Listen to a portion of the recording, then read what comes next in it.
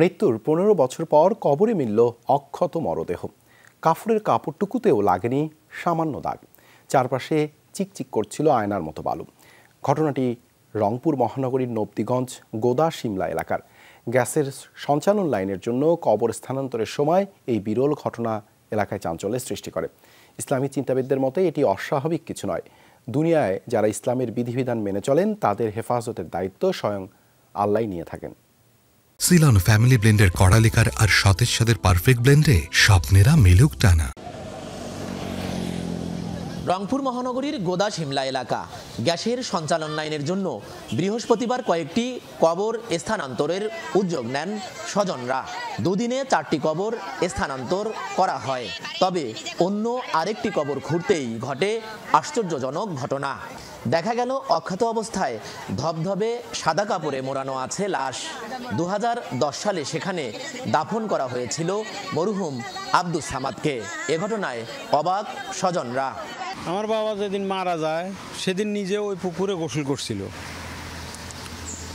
একলাই, কোনো কেউ গোসল করাইতে হয় নাই ওনাকে। গোসল করিয়ে বসছে চেয়ারে, ওই অবস্থায় ওনার ইন্তেকাল হয়েছে। হাড্ডির মধ্যে যায় যখন হয় তখন মাটি ধরে, কিন্তু আমার আব্বার অক্ষত অবস্থায় কাপড়ও স্পর্শ করে নাই। ততই খুঁড়ি ততই দেখি এত পরিষ্কার, একেবারে নুকুর হাত দেখা যায়, পা দেখা যায়, যেভাবে সবাই রাখছি ওইভাবেই। এ খবর ছড়িয়ে পড়লে সেখানে ভিড় জমান স্থানীয়রা। তারা জানান অত্যন্ত পরহেজগার মানুষ ছিলেন আব্দুস সামাদ। এলাকার সবথেকে জনহিতকর মানুষ হিসেবেও খ্যাতি ছিল তার। কবর থেকে উত্তোলনের পর মরদেহ পাশেই অন্যদের সাথে দাফন করা হয়। আমরা আল্লাহর কাছে দোয়া করি, আল্লাহ ওনাকে বেহেশতবাসী করুক। খুবই ভালো ছিল আমার শ্বশুর। ওই হজের কাপড় দিয়ে আমি রাখছি, আলহামদুলিল্লাহ কাপড়ও কোনো ক্ষতি হয় নাই। আমার বাবা যেমনি লাশ ক্যাবলামুখী ওইভাবেই ছিল। তোলার পরে হাতে নেওয়া হয়েছে, সাবেক হাতের মধ্যে মনে হয় যে পুরো দেহটাই আছে, ওরকমই বোঝা যাইতেছে। শরীরটা চামড়াটা শুকাই গেছে আর কি, কোনো পচন হয় নাই শরীরে। এ ধরনের ঘটনা অস্বাভাবিক নয় বলছেন ইসলামী চিন্তাবিদরা।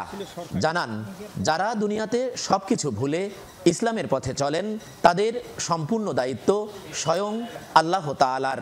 আল্লাহ তাআলা তার পুরস্কার হিসেবে এটা দিয়েছেন এবং আল্লাহ তাআলা তো ঘোষণাই যে তাকে কিছুই স্পর্শ করবে না এবং কিয়ামত পর্যন্ত তাকে কোনো স্পর্শ করবে না। সে আল্লাহ তাআলা বলছে তাকে তো এই ধরনের মানুষগুলোকে তো আল্লাহ তাআলা তো কবরেও তো রিজেক্ট দিয়ে থাকে। 123 বছর বয়সে নিজ বাড়িতে ইন্তেকাল করেছিলেন আব্দুস সামাদ। পেশায় কৃষিকাজের সাথে জড়িত ছিলেন।